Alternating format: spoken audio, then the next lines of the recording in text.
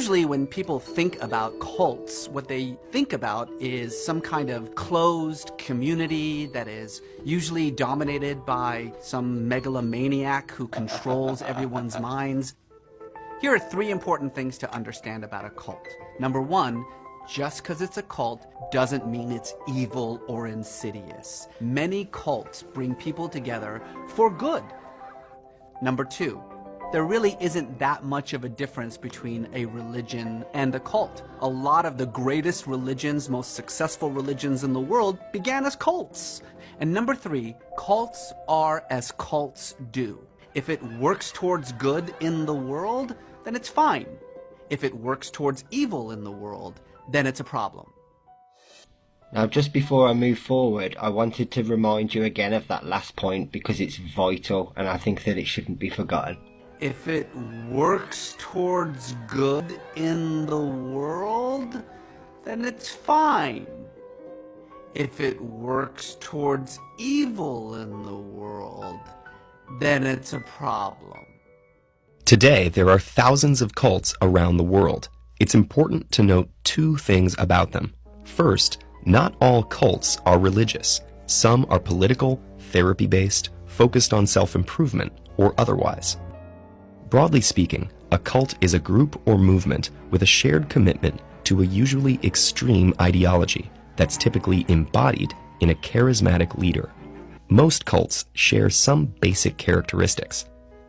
A typical cult requires a high level of commitment from its members and maintains a strict hierarchy, separating unsuspecting supporters and recruits from the inner workings. It claims to provide answers to life's biggest questions through its doctrine, along with the required recipe for change that shapes a new member into a true believer. And most importantly, it uses both formal and informal systems of influence and control to keep members obedient, with little tolerance for internal disagreement or external scrutiny. Many religions began as cults, but integrated into the fabric of the larger society as they grew. A modern cult, by contrast, separates its members from others. Rather than providing guidelines for members to live better lives, a cult seeks to directly control them, from personal and family relationships to financial assets and living arrangements. Cults also demand obedience to human leaders, who tend to be highly persuasive people with authoritarian and narcissistic streaks motivated by money, sex, power, or all 3. So hopefully you've got a pretty good idea now of what a cult is and what the characteristics are that define it, and through the various interpretations, what most people define a cult as. So same as we did with the religion one, let's put them into a table and go from there. And this is essentially that list. I have summarised a little bit and I'll elaborate when I go through each point. This is a very simple no. Most vegans are at the point that they're at as a result of their critical thinking, not because they haven't used it. It's the other way around, I'm afraid. There's actually nothing stopping you leaving at any time. There's not actually a club that you join or anything like that, so to speak. It's just the fact that if you went back to eating animals, then obviously you'd be no longer welcome in the vegan club, if that's what you want to refer to it as. However, I've never met anyone who went vegan for the animals, i.e. had their eyes opened and their conscience shifted, shall we say, who then went back to doing it. I don't know anyone who morally realised that this was wrong and then said, yeah, you know what, who cares? Nobody. So yeah, anyone is free to leave at any time if that's how you want to look at it. You just wouldn't be vegan anymore if you went back to eating animals, in the same way that you wouldn't be a non-smoker if you went back to smoking, or you wouldn't be sober if you went back to drinking. So I think this might be one of the ones that people try and equivocate or change or redefine so that it kind of moulds to veganism. However, to sort of set the record straight very clearly, you don't even have to know what veganism is to contribute to this. Just being a decent human being and not wanting to cause any harm or loss or damage or suffering to any other being is all you have to do. There's no exclusivity. You don't have to go on Facebook or any other platform and start posting things. You don't have to say anything if you don't want to. So no, you don't even have to know any vegans. You don't have to be friends of any vegans. You don't have to do any activism. You don't even have to know what veganism is or what it means or anything. You could live in the Amazon jungle and still do this. So no, again.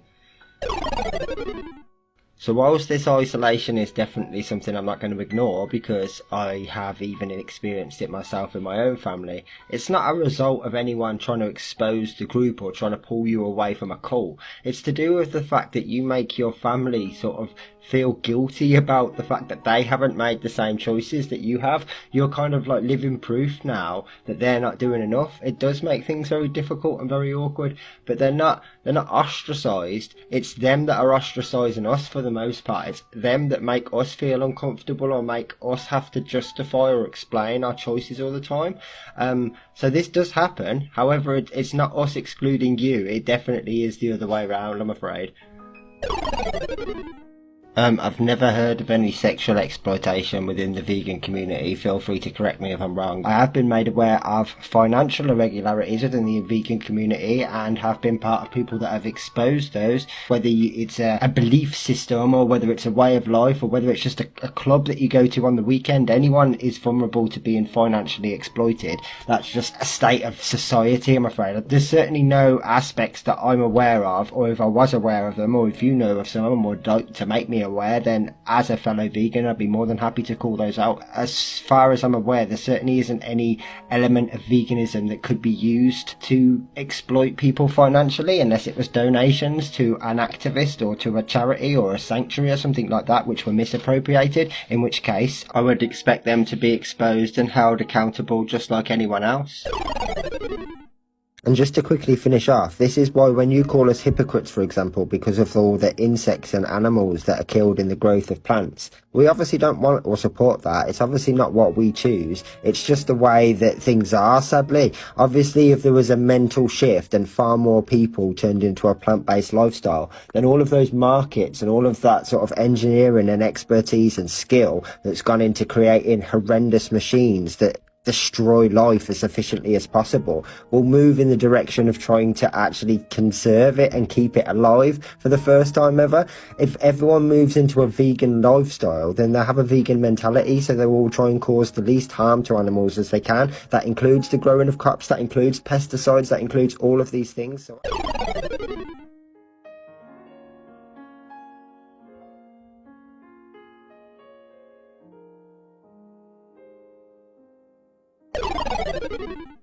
yet again, it would be the opposite of this. If anything, we've pulled away from the lies and the deception. That's what kept us in this closed shell where we used to believe that you had to eat animals to get your full balanced diet and everything else, and the old-fashioned food pyramid. That's the lies and deception that we've broken away from, or that animals don't feel pain, or that they're killed humanely, or that all of this is the circle of life, or that it's natural, or that it's normal, or that it's right. Nah. Those are all lies, that's all deception, and we've broken free from it, and hopefully one day you all will too. For anyone not interested in listening to a mini rant about religion, feel free to end the video now. Obviously that last one is also a no, and it's conclusive again, 0%. Thank you very much for listening. If you are interested, then stay tuned.